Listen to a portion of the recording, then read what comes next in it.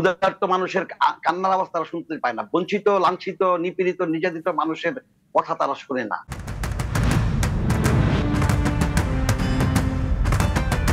ফিরছে আপনার কাছে অ্যাডভোকেট রফিক শিকদার। আপনি যে প্রশ্নটি রেখেছিলেন আলোচনার মধ্যে দিয়ে, তার জবাবে আজম ভাই বললেন নির্বাচনে বিএনপির হেরে যাওয়া অথবা ভালো ফলাফল করতে না পারার কারণেই তারা এই অভিযোগটি উত্থাপন করছে যে নির্বাচন হচ্ছে আওয়ামী লীগের অধীনে, কিন্তু আসলে নয়, নির্বাচন কমিশনই নির্বাচনটি পরিচালনা করছে।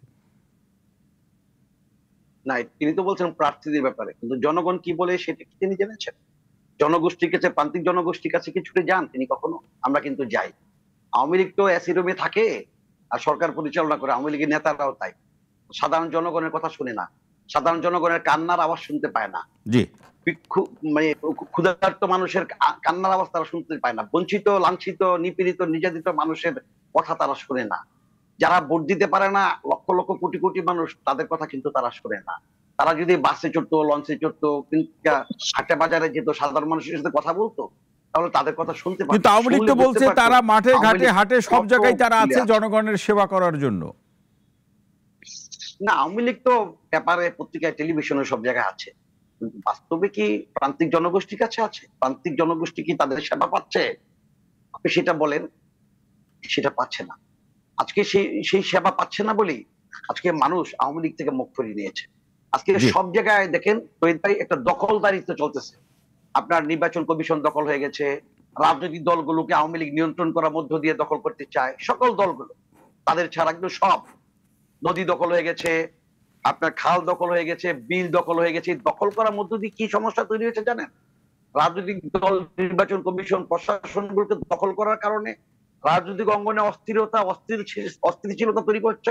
একইভাবে নদী দখল, খাল দখল হওয়ার কারণে, ভরাট হয়ে যাওয়ার কারণে, গাছ কেটে ফেলার কারণে পরিবেশও আজকে একটা অস্বস্তিকর পরিস্থিতি তৈরি হয়েছে। সে কারণে পরিবেশ আজকে প্রতিবাদ করছে, রাষ্ট্র প্রতিবাদ করবে এক সময়। রাষ্ট্রকে সরকার গিলে ফেলেছে আর সরকার আওয়ামী লীগ একাকার হয়ে গেছে। আমি বারবার বলি যে রাষ্ট্রকে রাষ্ট্র গতিতে চলতে দিতে হবে, নদীকে নদীর গতিতে চলতে দিতে হবে। আওয়ামী লীগকে বলেন দেশ পরিচালনা করতে তারা ব্যর্থ কেন?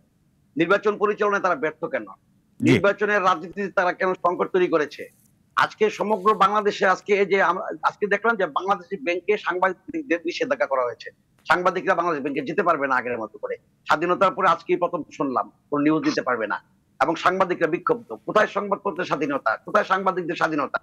আর বিএনপি বেগম খালেদা জিয়া প্রত্যয়শালী নেতৃত্বে, শক্তিশালী অতীতের যে কোনো সময়, এবং তারেক রহমানের গতিশীল নেতৃত্বে বিএনপি চলমান এবং চলছে।